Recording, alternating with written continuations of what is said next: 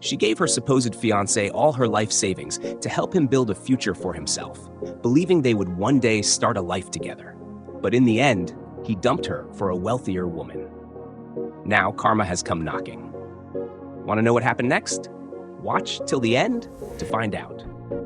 Hello guys, welcome to my channel. If you haven't subscribed yet, please hit the subscribe button so you don't miss any of the latest Nigerian movies from us. Today we're talking about a captivating new Nigerian movie that's more than just entertainment. It's packed with life lessons you don't want to miss. So let's dive right in. The story begins with a young and beautiful lady named Felo. She's seen running in tears towards an elderly man who has just stepped out of his house. Felo shows him the trending news online. His son Johnny, her supposed fiancé, is now engaged to another woman.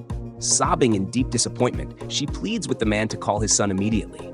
The elderly man obliges and puts a call across to Johnny, only to confirm that Johnny has indeed moved on and wants Felo to do the same with her life. Felo is heartbroken.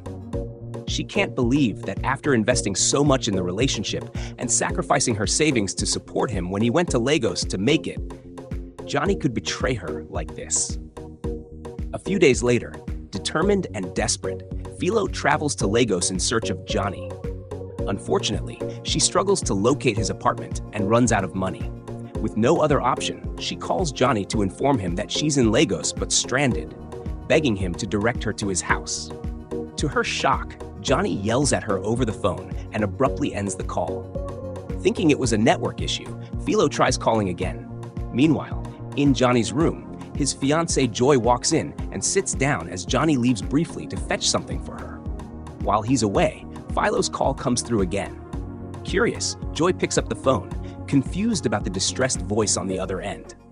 When Johnny returns and sees her with his phone, Joy explains what happened. Johnny, realizing who the caller is, pretends it was a wrong number and quickly blocks Felo's number. Despite being blocked, Felo keeps trying to reach him. By chance, a young, handsome man named Tim notices her sitting alone on the streets of Lagos. Concerned for her safety, he approaches her and explains that Lagos isn't safe for a woman to be alone at night. Tim, who was actually in the area looking for his boss, sits with her and listens to her story. Moved by her situation, he tries to help her call Johnny, but Johnny hangs up the moment he hears Felo's voice. As it was getting late, Tim offers to let Felo spend the night at his place. Though hesitant at first, Felo agrees after Tim assures her he's not the kind of man who would harm her. When they arrive at the apartment, Tim explains that the place doesn't actually belong to him. It's his friend's apartment. He adds that the landlord plans to sell the property once the rent expires. Tim then asks if she's hungry and heads to the kitchen to prepare her some food while they chat. Meanwhile, back in the village, Johnny's father grows worried about Felo's safety. His phone has been damaged, preventing him from contacting her. The next morning, Tim wakes up early and is on the phone with a friend discussing a driving job opportunity. The job requires the applicant to be married, but Tim isn't. He tells his friend not to worry about it and asks him to look for something else. Later, he wakes Felo and encourages her to return to the village. Felo, however, reveals that she doesn't have enough money for transport. Feeling sorry for her, Tim gives her some cash to manage. Before leaving, Felo, having overheard Tim's earlier phone call, suggests she could pretend to be his wife so he can secure the driving job. Tim is surprised but quickly calls his friend back to say he's now interested in the position and asks him not to give it to someone else. A few hours later, Tim and Felo visit the man offering the job, whose name is Eric. During a brief interview, Eric asks a few questions to confirm their story. Luckily, Tim gets the job, and both he and Felo are overjoyed. He's told to resume work the next day. The following morning, Tim and Felo were seen cleaning the compound together. They seemed to enjoy themselves, laughing and chatting as they worked. Meanwhile, Eric stood quietly nearby, watching them with an unreadable expression before he turned and went back inside. Afterward, Felo went inside to tidy up the living room. As Eric was preparing to leave for work, he noticed her cleaning and told her not to bother since he already had someone hired to do the chores. However, seeing that the house was in a bit of a mess, Felo insisted on finishing what she had started. Shortly after, Tim joined her, and they both left the house together. Later that day, Felo was on a phone call with Johnny's father. She had been worried about not hearing from him for several days. During their conversation, Johnny's father explained why he had been out of touch. Felo reassured him not to worry about her and urged him to take good care of himself. After exchanging kind words, they ended the call. That evening, Eric and Tim returned home. Felo greeted them warmly, her excitement clearly showing as she welcomed them back. Eric went straight inside, leaving Tim and Felo outside chatting for a while, before Tim eventually joined Eric to drop his bag in the room. Inside his room, Eric was pleasantly surprised and impressed by how neat and organized the space looked. It was a noticeable improvement. The next day, Tim and Felo were seen enjoying a lighthearted conversation together. Eric, who was nearby, couldn't help but steal glances at them from time to time. Later, Eric sat alone on the couch in the living room, deep in thought. Watching Tim and Felo's closeness, he admired how genuine their love seemed and silently wished he could find someone like Felo for himself someday. While lost in thought, Tim entered and handed Eric a parcel that needed to be delivered to one of his clients. The following afternoon, while Eric was sitting in the living room, Felo approached him. She told him she was hungry, but couldn't wait for Tim to return because she didn't know how to use the microwave to warm her food. Eric, deciding to help, accompanied her to the kitchen to warm the meal. A little while later, Tim returned. Felo's face lit up with joy as she rushed to meet him and excitedly explained everything that had happened. She then hurried to the kitchen to fetch food for him while Eric silently watched their interaction before Tim went inside to rest. That same day, Johnny and Joy were seen in their room enjoying a cozy moment together. Johnny, feeling excited, mentioned how eager he was for Joy's cousin to finalize a deal for him. The next morning, Tim and Felo joined Eric in the living room where he was busy working on his laptop. They sat down for a discussion. Tim informed Eric that Felo would be traveling to the village the next day to help with some farm work for a few weeks. Eric was surprised, since this had not been part of their earlier agreement, but after a brief pause, he agreed to let her go. The following day, as Felo prepared to leave, Tim told her how much he was going to miss her. They shared a heartfelt conversation as they walked back inside. At that moment, Eric came out and told Felo that he had transferred 200,000 naira to her account.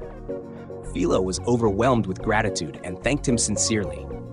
Eric bid her goodbye before heading back inside. Before leaving, Felo offered to send Tim 100,000 naira as appreciation, but he declined.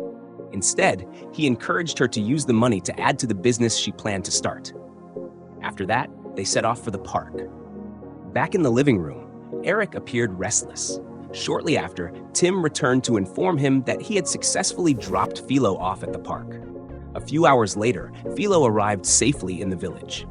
She visited Johnny's father and shared everything she had been through during her time in Lagos. After their chat, she returned to her house. The following day, while out running errands, Felo got into a heated argument with someone in the market. The person hurled insults at her, words she never expected to hear. Later that same day, Felo was with her friend, recounting the incident. As they chatted, she tried to explain her side of the story, making it clear that the altercation had not been her fault. That night, Eric returned home completely drunk. Not long after, he realized his wallet was missing, the one that contained $5. Panicked, he immediately called Tim, asking him to search the car for it. At the same time, Eric called a friend who had been at the party to check if the wallet was left there. Later, the friend called back but said he couldn't find it. Eric was deeply disappointed in himself for being so careless. Shortly after, Tim came back to confirm whether he had found the wallet, but unfortunately, he hadn't. He tried to encourage Eric, assuring him that things would work out. The next day, back in the village, Felo was being mocked by the villagers. Angry and frustrated, she went to Johnny's father to complain about all the humiliation and harsh treatment she had been receiving from the people. While they were talking, Johnny called, but his father refused to pick up the call out of anger at his son. Meanwhile, in Lagos that same day, Tim found Eric's wallet inside the car and returned it to him. Eric was overjoyed and relieved. Out of gratitude, he promised to add 200,000 naira to Tim's salary. As they chatted, their conversation turned to Felo and how she had gone back to the village to work hard for a living. Eric then surprised Tim by saying he could get Felo a job in Lagos with a salary of 150,000 naira. Tim was both surprised and thankful for Eric's generosity. After more discussion, Tim left. Later, Felo and Tim had a phone conversation. Felo confided in Tim about how hard life had become in the village and how the constant mockery from the villagers was weighing her down. She admitted she felt like leaving, but had nowhere to go. Tim reassured her and suggested she could come back to Lagos and stay with him. He also shared Eric's plan to help her get a job paying 150,000 naira. Felo was overwhelmed with happiness, but said she needed some time to think about it. They ended the call shortly after. The following day, Felo returned to Lagos. Eric was genuinely happy to see her back. After greeting her warmly, he went upstairs, leaving Felo and Tim to enjoy themselves as they laughed and chatted together. From upstairs, Eric watched them quietly. 2 days later, Eric sat alone in his room, struggling with his feelings. He was beginning to realize that he had fallen in love with Felo. The thought shocked him, but he couldn't deny it. His feelings were real. The next day, Eric was coming down the stairs while on the phone arguing with his cook. Curious, Felo asked him what the problem was. Eric explained, and Felo offered to prepare the meal for him instead. Relieved, Eric agreed and even asked her to send him her account number so he could transfer some money for her to buy whatever ingredients she needed. After that, he left for work. Later that day, Felo served Eric his food. As he tasted it, he was pleasantly surprised at how delicious it was. They chatted casually for a while before Felo left him to enjoy his meal. The following morning, as Tim drove Eric to the office, Eric expressed his disappointment about a poor business proposal from one of his staff. Overhearing this, Tim tried to offer some helpful suggestions for the business, but Eric politely told him not to worry about it and to focus on driving. Later that day, Tim and Felo were having a relaxed conversation in the backyard. Tim confided in Felo that he had seen a lot in life and felt ready to settle down. Unbeknownst to them, Eric overheard their entire conversation. Though he wasn't pleased that they had lied about being married, he decided to keep quiet about it. However, he was secretly happy to learn that Felo wasn't actually married. The following day, Eric returned home from work and surprised Felo with a gift bag. Felo was stunned and thanked him sincerely. After Eric went upstairs, Felo opened the bag and found beautiful, expensive dresses inside. Tim was equally surprised at the quality of the clothes and teased Felo, joking that Eric must like her. But Felo found it hard to believe. The next day, Tim also bought a small gift for Felo, which left her even more surprised. Later, Eric asked her to sit down for a talk. He then asked directly if she was truly married to Tim.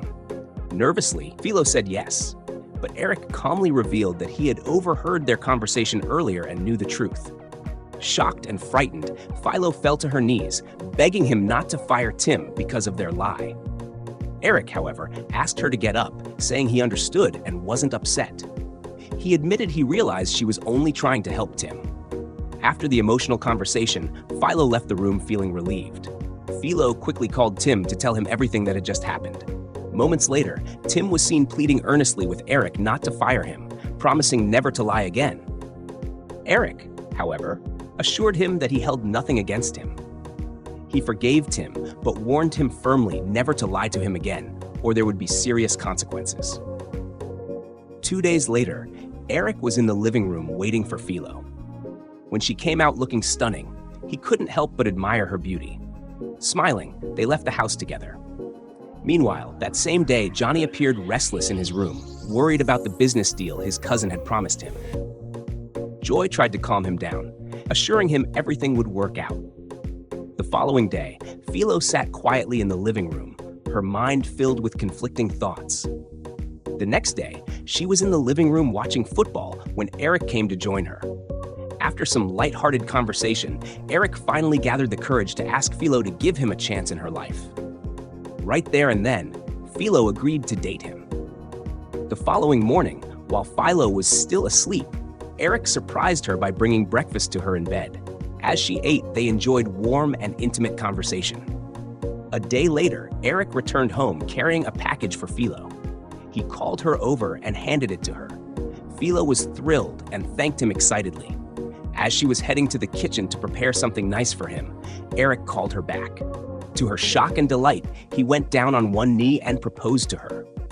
Overwhelmed with joy, Felo accepted his proposal and hugged him repeatedly, tears of happiness in her eyes, before finally going to the kitchen. What happened next will shock you. Stay tuned, guys. A week later, Joy and Johnny visited Eric's house. Joy, being Eric's close cousin, was overjoyed when Eric shared the news of his engagement. She hadn't seen it coming. As they all chatted, Eric excused himself to go upstairs and bring Felo down to meet them. As Felo and Eric came down the stairs, Johnny and Felo were both stunned to see each other. However, they quickly masked their reactions and exchanged polite greetings as if they had never met. Joy, meanwhile, couldn't stop complimenting Felo's elegance. The two women soon moved away to chat privately, leaving Johnny and Eric to have their own conversation. Hours later, Felo was seen alone in the living room, sitting quietly on the couch, her face clouded with worry. Meanwhile, in his room, Johnny paced back and forth, deep in thought. He was terrified that Felo might expose him and ruin his plans. Desperate, he began considering going back to beg her.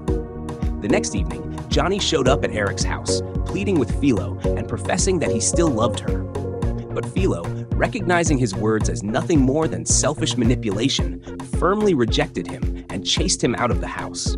Later that night, while Eric slept peacefully, Felo lay awake, her heart too heavy for sleep. She eventually woke Eric and confessed everything about her past with Johnny. She even provided evidence proving that Johnny was not the right man for Joy, but a scammer. Eric was shocked and deeply disturbed by what he heard. The following day, Eric invited Joy over. As they all sat together in the living room, Eric and Felo revealed the full truth to her, showing her all the evidence. Joy was devastated and heartbroken, but Eric stayed by her side to comfort her. Back at home, Joy confronted Johnny in a heated argument and, in her anger, ordered him to pack his belongings and leave her apartment.